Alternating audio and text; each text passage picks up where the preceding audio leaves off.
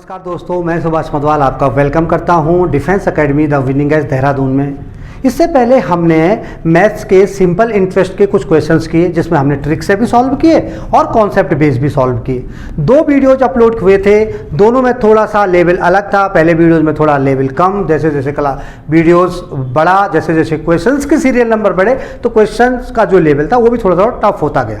आगे भी ऐसे सिंपल इंटरेस्ट के वीडियोज में डालता रहूँगा जिसमें आपको ट्रिक भी बताई जाएगी और आपको कॉन्सेप्ट भी बताया जाएगा। अगर आप एकेडमिक्स के स्टूडेंट हैं या RIMC की तैयारी कर रहे हैं तो मैं आपसे गुजारिश करूंगा कि सिर्फ आप कॉन्सेप्ट बेस करिए। अगर आप सैनिक स्कूल, RMS और किसी और डिफेंस एग्जाम की जो वनडे एग्जाम होते हैं उनकी तैयारी कर रहे हैं तो आप ट्रिक से कीजिए, ज़्यादा जल्दी सॉल्व कर पाएंगे।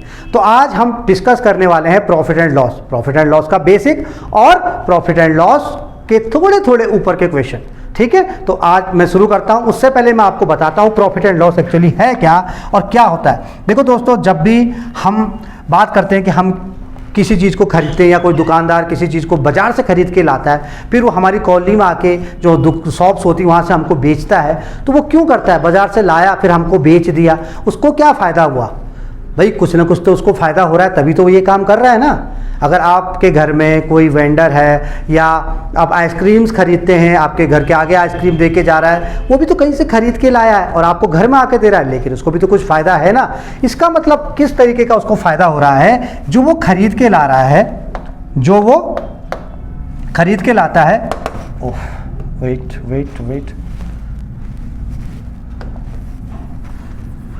जितने में उसने कोई भी चीज़ खरीदी है उसको बोलते हैं CP। इंग्लिश में कॉस्ट प्राइस बोलते हैं, हिंदी में उसको क्रय मूल्य बोलते हैं। मैं दोनों भाषाओं में बताऊंगा, फिर भी डाउट होगा तो आप प्लीज़ कमेंट में उस चीज़ को मुझे पूछ सकते हैं। ठीक है, कॉस्ट प्राइस उसको बोलते हैं इंग्लिश में, हिंदी में उसको क्रय मूल्य बोलते हैं CP मतलब कॉस्ट प्राइस। और जब भी मैं क्वेश्चन करूंगा तो मैं पूरी की पूरी जगह यही यूज़ करूंगा CP और SP यानी सेलिंग प्राइस, जितने में बेचा, जितने में चीज़ को बेचा।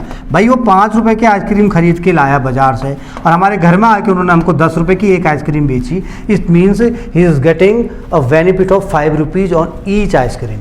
ओके, नेक्स्ट CP SP, उसके बाद प्रॉफिट क्या होता है? जिसको हम लाभ बोलते हैं, तो प्रॉफिट को मैं P से डिनोट कर लूँगा। और LOSS लॉस, ये होता है नुकसान, जिसको मैं L से डिनोट करूंगा, जिसको मैं P से डिनोट करूंगा। अब ये P क्या है? लॉस क्या? भाई 10 रुपये में चीज़ ली और 15 रुपये में बेच दी। कॉस्ट प्राइस 10 रुपये था, सेलिंग प्राइस कितना हो गया? 15 रुपये हो गया, यानी 5 रुपये का प्रॉफिट हो गया। लेकिन 10 रुपये में चीज़ ली और बेचनी पड़ी 5 रुपये में, क्योंकि 10 रुपये में बिकी नहीं, तो 5 रुपये में बिकी, यानी सेलिंग प्राइस कम हो गया, कॉस्ट प्राइस ज़्यादा हो गया, उस समय नुकसान हो गया।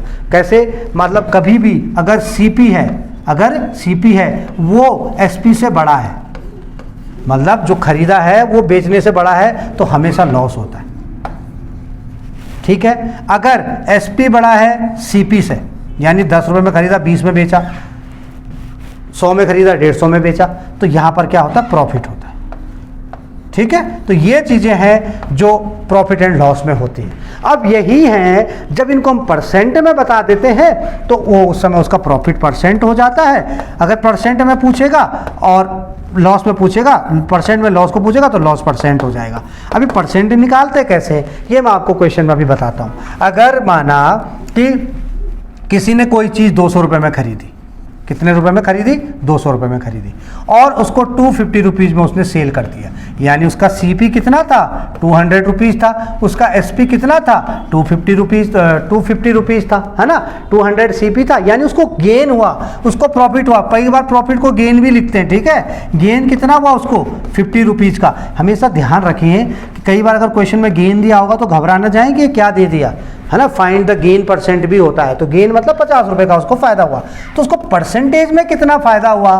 भाई हमेशा हमने CP को देखना है। हमने किसको देखना है? CP को देखना है। इसी पे तो उसको 50 रुपये का फायदा हुआ। ये भी हमने उसी तरीके से करना है जैसे हमारी मैम हमको स्कूल में नंबर दिया करती थी। बोले भैया लो, तुम्हारे 50 में से नंबर आए कितने? 200 में से नंबर आए तुम्हारे कितने? 50। इतने नंबर आए हैं तुम्हारे, कितने परसेंट हैं? उसको मल्टीप्लाई कर देंगे हम 100 से। जब भी परसेंट की बात होगी 100 से मल्टीप्लाई कर देंगे, 0 से ये दोनों 0 कैंसिल हो जाएंगे और ये 25 हो जाएगा। 25 1 25 होगा और 25% आ जाएगा। यानी कि जिसने चीज़ को 200 रुपये में खरीदा और 250 रुपये में उसको सेल कर दिया, उसको 25% का फ़ायदा हुआ।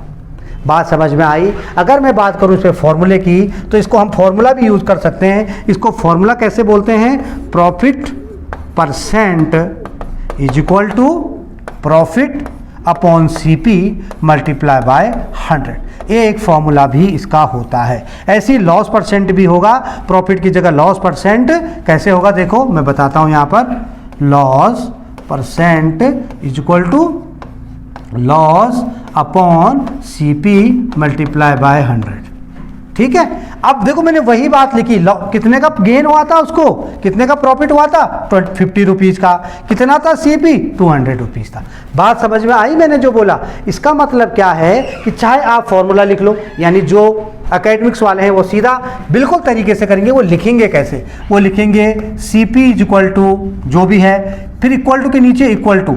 ये सब चीज़ें हम इसलिए करते हैं कि कुछ बच्चों के 100 में से 99 मार्क्स आते हैं, कुछ के 90 मार्क्स आते हैं, जबकि दोनों का IQ लेवल है एक है, दोनों ने उतने ही क्वेश्चन सॉल्व किए हैं, लेकिन फिर भी दोनों के मार्क्स में 9 नंबर का अंतर क्यों आया?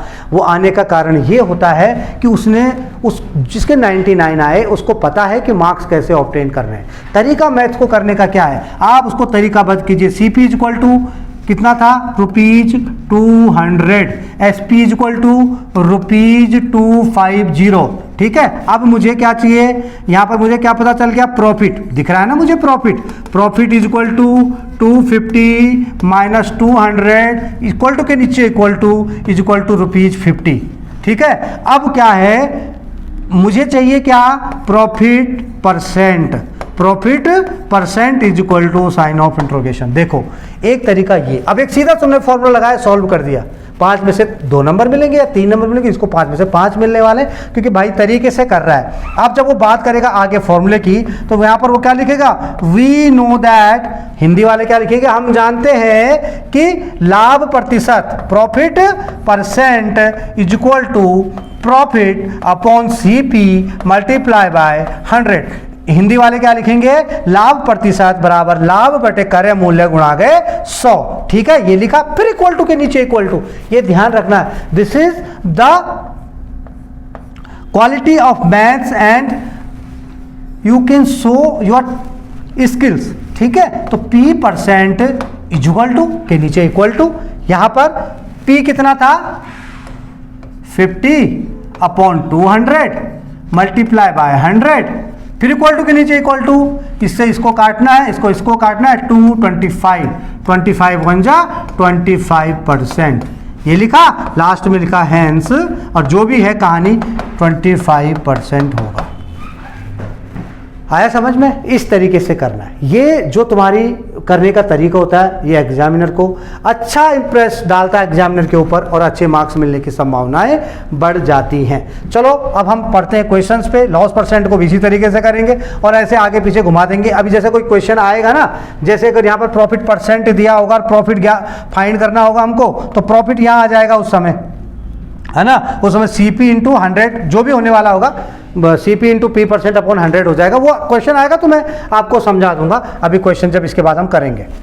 ओके, पहला क्वेश्चन देखो, a man buys an article for ₹27.50। अभी देखो क्वेश्चन को मैं दोनों तरीके से बताने वाला हूं। मैंने आपको पहले भी बताया कि हम तरीके 2 इस्तेमाल करेंगे। कौन कौन से? एक हम कॉन्सेप्ट बेस करेंगे और एक हम करेंगे ट्रिक बेस। ठीक है, आपको दोनों समझने हैं। अब दोनों समझने इसलिए समझने हैं क्योंकि आप एग्जाम कौन सा दे रहे हैं। जहाँ पर आपको ऑप्शन का आंसर ढूंढना है वहाँ पे ट्रिक लगाइए, आंसर ढूंढिए, आगे बढ़िए। लेकिन जहाँ पर ऑप्शन से आंसर नहीं पता लगेगा वहाँ पर आपको ट्रिक से करना पड़ेगा, अगर सिर्फ आपके पास सब्जेक्टिव क्वेश्चन है तो। ठीक है, okay. A man buys an article for ₹27.50। उसने खरीदा तो ये CP हुआ, कितना हुआ? 27.50 हुआ। ठीक है, and sell its for ₹28.60। SP कितना हुआ भाई? 28.60। ये हुआ SP। यानी SP बड़ा है कि CP बड़ा है? SP बड़ा है। मैंने बोला जब भी SP बड़ा होगा तो तब प्रॉफिट हो रहा होगा। प्रॉफिट हो रहा होगा तो कितने का प्रॉफिट हो रहा होगा? प्रॉफिट इज इक्वल टू, मैं इसको इससे माइनस करूंगा तो 60 से जब 50 माइनस होगा तो क्या बचेगा? 10 बचेगा। 28 से 20 होगा तो 1.10, यानी 1.10 का उसको प्रॉफिट हो रहा है। अगर सिर्फ प्रॉफिट पूछा हुआ होता तो ये रहता, लेकिन उसने पूछा हुआ है प्रॉफिट परसेंट कितना है। देखो गेन आया ना यहाँ पे, मैं जैसे आपको बोल रहा था, तो यही प्रॉफिट है, यही प्रॉफिट है। अब उसने मुझे बोला कि 1.10 क्या होगा। ठीक है, हम सॉल्व करते हैं भाई। 1.10 यानी प्रॉफिट कितने में से आए भाई, 1.10 अपॉन 27.50 मल्टीप्लाई बाय 100। देखो यहाँ पर पॉइंट के बाद कितनी डिजिट है, 2। यहाँ पर पॉइंट के बाद कितनी डिजिट है, 2। तो हम इस पॉइंट से इस पॉइंट को कट कर सकते हैं, क्योंकि दोनों के बाद डिजिट बराबर है। यानी मेरे पास जो अब बच गया है वो बच गया है 2750 और ये 110 बटे 2750। अब देखो 0 से 0 कैंसिल हो गया। अब मैं 5 से इसको कट करता हूँ, 5 2 जा 10 और 5 5 जा और 5 5 जा, हुआ कि नहीं हुआ। और 55 दूना 110 यानी, और 2 2 जा 4, यानी क्या आ गया, ये 4% आ गया। क्या आ गया, 4% आ गया। और यही इसका आंसर है, कौन सा, आंसर नंबर डी। अब ये देखो मैंने थोड़ा सा इसको कॉन्सेप्ट बेस किया। अगर मुझे इसको सीधा आंसर निकालना होता तो मुझे यहाँ से देखो यहीं पर दिख जाता कि 28.60 है, ये 27.50 है। जब इसमें से इसको माइनस करूंगा तो 1.10 आएगा, और 1.0 जैसे मैम हमको मार्क्स दिया करती थी, उसको मल्टीप्लाई पे मैंने 100 किया, इक्वल टू इस 0 से ये कटा, इससे ये कटा, और 11 1 जा, और 11 से आप इसको काटेंगे तो 11 2 जा, 11 5 जा। देखो ये हो रहा है ना, ऐसे करके, और 25 4 जा, और क्या आ जाएगा, 4% आ जाएगा। और यही इसका आंसर है। अगर आप इसको फटाफट रफ में करके सीधा ऑप्शन से आंसर ढूंढने वाले थे तो आप ऐसे ढूंढ सकते हैं। बढ़े आगे, क्वेश्चन नंबर 2। क्वेश्चन नंबर 2 में वो बोल रहे हैं कि A TV is purchase at ₹500। CP, दोबारा बात हो गई सीपी की। सीपी कितना है, ₹5000 है सीपी। उसके बाद सोल्ड एसपी, एसपी कितना है भैया, ₹4000।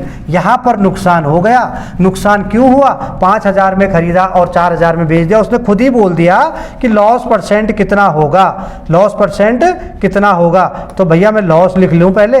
लॉस इज इक्वल टू कितना होगा, 5000 में से 4000 गए तो 1000 रुपये का नुकसान हो गया। अब लॉस परसेंट कितना होगा, तो मैंने बोला ऊपर लॉस, नीचे कॉस्ट प्राइस, और उसको गुणा करेंगे हम 100 से। 100 से गुणा किया, 3 0 ये थे, 3 0 ये कट गए, 5 दूना 10 हुआ, 0 हुआ, 20% आ गया।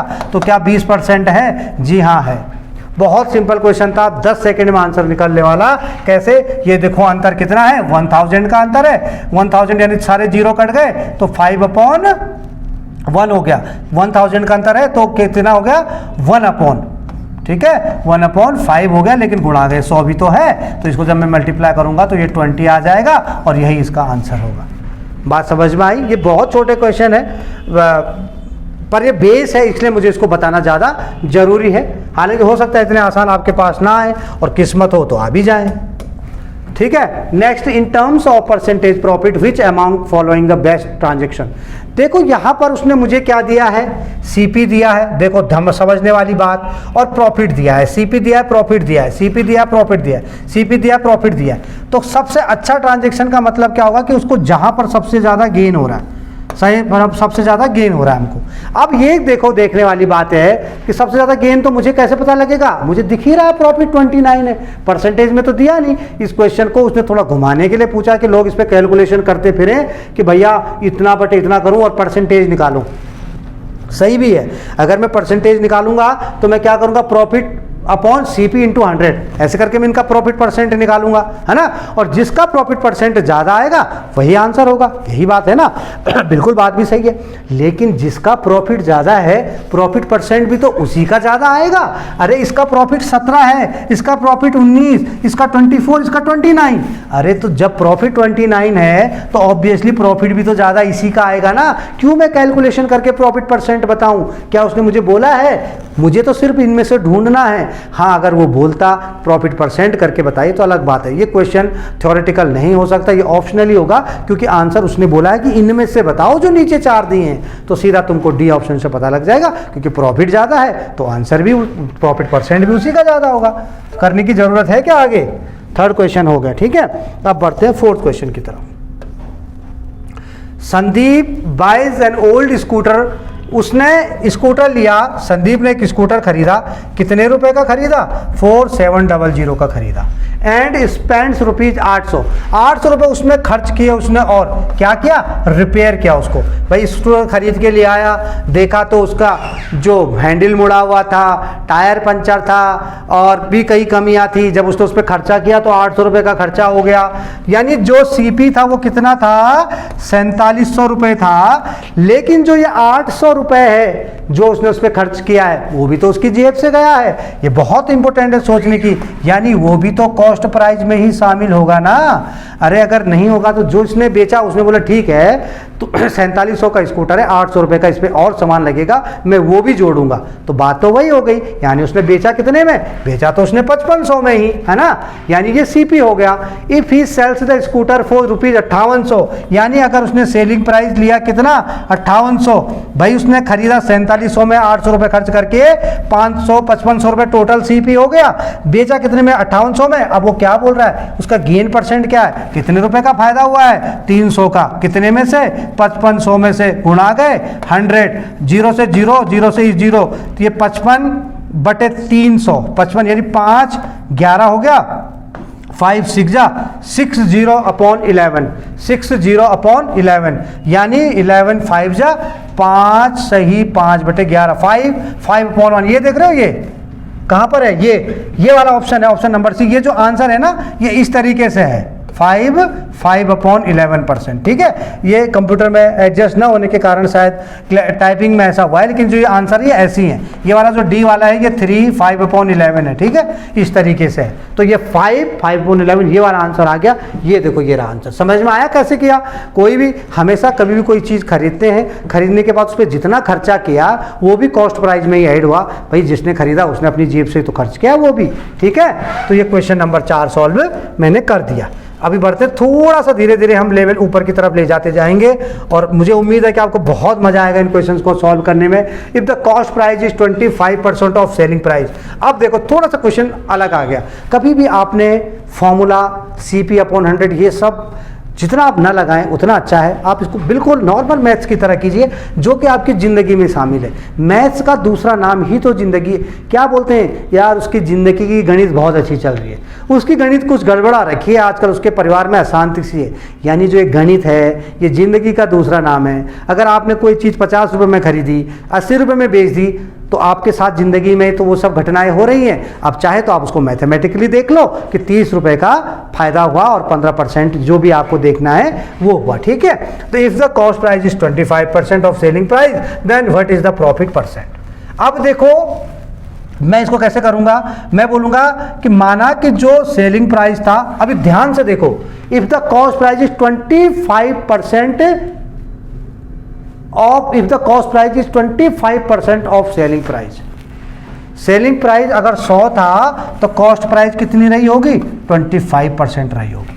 ये बात तो क्लियर। आपने यहाँ पे लिखना है let the SP be 100 then cost price is equal to 25। भाई 100 का 25% 25 ही तो होगा, है ना। जब 100 रुपये का 25 होगा then what the profit percent. तो प्रॉफिट परसेंट कितना होगा? तो इसका CP कितना रहा होगा भाई? प्रॉफिट 25 रुपए का हुआ, है ना। सेलिंग प्राइस इतने का था तो CP कितने का रहा होगा? 75 रुपए का रहा होगा। और हम जो प्रॉफिट परसेंट निकालते हैं वो CP पे निकालते हैं, तो क्या होगा? 25/75 मल्टीप्लाई बाय 3। ठीक है, 25/75 मल्टीप्लाई बाय 100। 3 कहाँ से आ गया? 100 मल्टीप्लाई बाय 100। अब 25 ही है ना, 25 3 जा, और इसको जब मैं मल्टीप्लाई करूंगा तो कितना हो जाएगा? नहीं नहीं नहीं नहीं, 2 मिनट हम गलत कर रहे हैं। दोबारा हम क्वेश्चन को पहले हम ढंग से समझे नहीं। क्वेश्चन क्या है कि if the cost price is 25% of selling price. Selling price 100 रुपए है। सेलिंग प्राइस कितनी है? 100 रुपए है। और कॉस्ट प्राइस कितनी होगी फिर? 25। अरे हमने 75 नीचे थोड़ा लिखेंगे, हम 25 को नीचे लिखेंगे क्योंकि 25 CP है, ये CP है, ये SP है। प्रॉफिट कितना हो जाएगा? 100 - 25 75 हो जाएगा। हो जाएगा ना। अब थोड़ा सा हमेशा क्या होता था कि प्रॉफिट कम होता था, सीपी ज़्यादा होता था, तो हम सीपी को नीचे लिख लिया करते थे जो बड़ी वाली होती थी, लेकिन यहाँ पर ऐसा नहीं है। यहाँ पर 75 ऊपर आएगा क्योंकि प्रॉफिट 75 है, सीपी 25 है और मल्टीप्लाई बाय 100 होगा, है ना। और 25 4 जा और 75 4 जा जब मैं करूँगा तो 300 हो जाएगा। कितना हो जाएगा? 300%। 300%, ऑप्शन नंबर सी। ध्यान देने वाली बात है, देखो मैंने भी यहाँ पर एक पल के लिए गलती कर दी थी कि 25 मैंने ऊपर लिख दिया था, जबकि ऊपर मुझे 75 लिखना था। ये हमने ऐसे क्यों गलती करी? क्योंकि हमेशा जो प्रॉफिट होता है वो कॉस्ट प्राइस से कम होता है, लेकिन यहाँ पर ऐसा हो गया और जानबूझ के उसने ऐसा क्वेश्चन दिया ताकि बच्चे कंफ्यूज हो जाए। अगर आप चाहें तो इसको फॉर्मूला बेस्ड भी कर सकते हैं, सेलिंग प्राइस को अगर 100 मान के आप या एक्स मान के भी कर सकते हैं। अगर एक्स मान के आपको पूरा कॉन्सेप्ट वाइज करना है तो एक्स अगर मान के आप करेंगे तो उससे भी इसका आंसर फाइंड आउट हो जाएगा। लेकिन this is the easiest way to solve that kind of problems. तो मुझे उम्मीद है कि ये समझ में आपके आ गया होगा। ठीक है, एक क्वेश्चन हम और करते हैं, उसके बाद जो आगे के क्वेश्चन है वो हम नेक्स्ट वीडियो में करते रहेंगे। ठीक है, चलते ही रहेंगे, चलते ही रहेंगे और चलते ही रहेंगे। ए plot is sold for rupees, देखो एसपी है, सोल्ड की जहां पर बात हो गई वहां पर क्या हो गई? एसपी। भाई आप कंपटीटिव एग्जाम दे रहे हैं, सारी सजाने की जरूरत नहीं है। जब आपके पास ऑप्शन दिए हुए, फटाफट उसका आंसर निकालना। विद लॉस ऑफ 15%, कितने रुपए का नुकसान हुआ? लॉस हुआ कितना? 25% का। At what price should be sold to get 15%? वो बोल रहा है कि गेन 15% का करना था तो कितने में बेचना था? कितने में बेचना था? देखो दो बातें हो गई यहां पे। जब एसपी इतना था तो इतने का नुकसान हो रहा था। अब वो बोल रहा है कि अगर 15% का गेन करना है तो कितना एसपी होना चाहिए था? ऑब्वियसली एसपी इस पे ज्यादा बढ़ाना पड़ेगा, तभी तो फायदा होगा। लेकिन होगा कैसे? हम इसको एक्स से लिख सकते हैं। हमको इसकी कॉस्ट प्राइस चाहिए, हम जो भी निकालते हैं वो कॉस्ट प्राइस पे निकालते हैं, चाहे गेन हो चाहे लॉस हो। अब मुझे इसका कॉस्ट प्राइस चाहिए, मैं कॉस्ट प्राइस कैसे निकालूंगा? मुझे क्या करना है, ध्यान से देखो, मुझे क्या करना है कि मैं अगर इसकी 100 रुपये मानता हूँ, ईजिएस्ट वे में बता रहा हूँ, फॉर्मूला एक्स से भी हम इसको करेंगे और एक्स से होते हैं प्रॉफिट एंड लॉस के जो क्वेश्चन होते हैं। लेकिन अगर हमारे पास और आसान तरीका हो तो क्यों ना मुझसे करें। भाई जब 100 रुपये था सीपी, जब 100 रुपये था सीपी तो क्या हो रहा था? 15 रुपये का नुकसान हो रहा था। इसको भूल जाओ फिलहाल। जब एसपी, इसको मिटा दूं, जब एसपी था 100 रुपये, सीपी मानता हूं, जब सीपी था 100 रुपये तो नुकसान हो रहा था 15% का। कितने का नुकसान हो रहा था? 15% का। यानी कि उस समय एसपी कितना होगा? 85 होगा। ये बात तो क्लियर है ना, ये बात तो समझ आई ना। भाई 100 रुपये था तो 85 का नुकसान हो रहा है, 15% हो रहा है, तो 100 में से मैं 15 को माइनस करूंगा तो 85 आएगा। अब ये 85 क्या है? ये 85 कितना है? ये 85 ही तो 18,700 रुपये है। अगर मैं बात करूं एसपी की तो यही तो 18,700 है। अगर सीपी 100 है तो ये 85 कितना है? 18,700 ही तो है। ये जब 85 18,700 है, देखो यहां पर चलते हैं थोड़ा सा आगे, यहां पर मैं बताता हूं कि 85 की वैल्यू, 85 रिप्रेजेंट कर रहा है यहाँ पर किसको? 18,700 को। तो एक रिप्रेजेंट करेगा 18,700 बटे 85 को। और मुझे क्या चाहिए? मुझे 100 चाहिए। तो 100 किसको रिप्रेजेंट करेगा? 100 रिप्रेजेंट करेगा 100 रिप्रेजेंट करेगा 18700 अपॉन, भाई एक रिप्रेजेंट उसको करता है, वो मैंने मिटा दिया तो मैं आपको दोबारा दिखा देता हूं।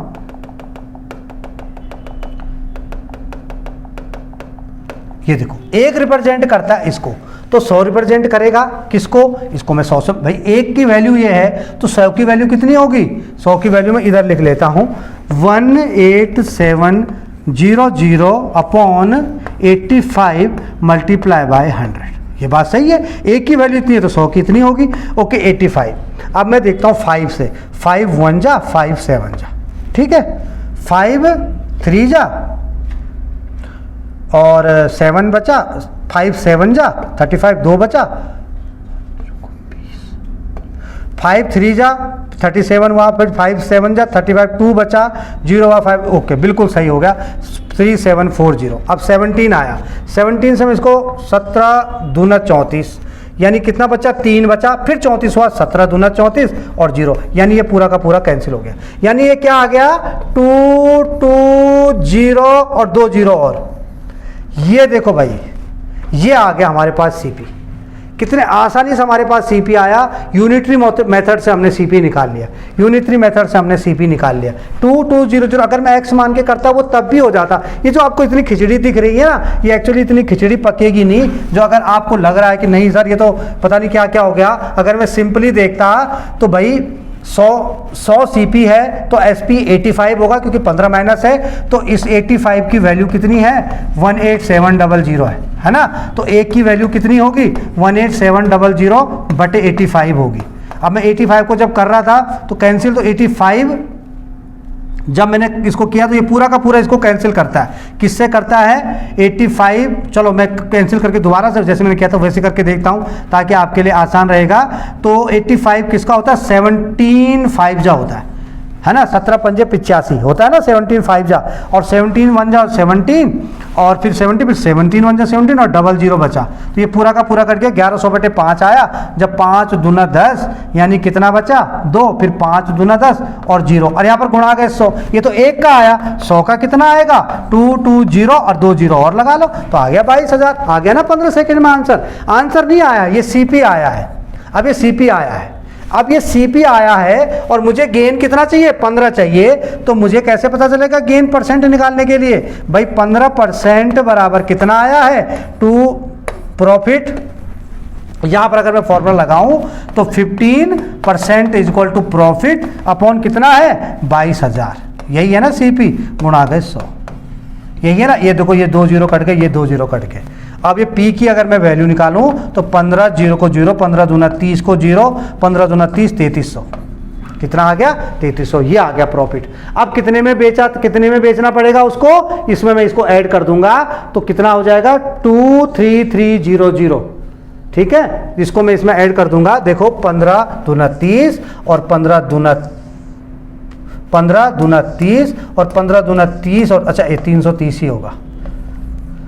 15 0 को 0, 15 दूना 30 और 15 3300 13300। अरे है कितने का, यहाँ पर इसमें 3300 ऐड हो जाएगा तो कितना आएगा 0 0 3 3 और 2 5 2 25300 25300। थोड़ा सा क्वेश्चन बड़ा हुआ है लेकिन तरीका यही आसान है, इसमें आपको बिल्कुल कैलकुलेशन करने में दिक्कत नहीं आएगी। अगर आप इसको x से करेंगे तो आप इसको x से भी कर सकते हैं। आपको CP मानना पड़ेगा, एक बार इस वाले फॉर्मूले में x रखना पड़ेगा, एक बार उस वाले में x रखना पड़ेगा, फिर हम x की वैल्यू निकालेंगे तो आंसर निकल जाएगा। तरीके दो हैं, ये कैलकुलेशन थोड़ी सी ज़्यादा है लेकिन है बहुत आसान, यूनिटरी मेथड के हिसाब से कि एक सेब 10 रुपए का तो 10 सेब कितने रुपए के, बस। तो ये थे 6 क्वेश्चन, बड़े इंपॉर्टेंट बहुत सारे क्वेश्चन लाया हूं मैं प्रॉफिट एंड लॉस के, लेकिन वीडियो को ज़्यादा बड़ा नहीं बनाऊंगा। आप इन 6 क्वेश्चन को कीजिए, इनकी प्रैक्टिस कीजिए। कल दोबारा से मैं नेक्स्ट 6 या 7 क्वेश्चन आपके लिए लाऊंगा और आपको और मजा आएगा और आपका प्रॉफिट एंड लॉस पे कब्जा जम जाएगा। तो मिलते हैं नेक्स्ट वीडियो में। थैंक यू, जय हिंद।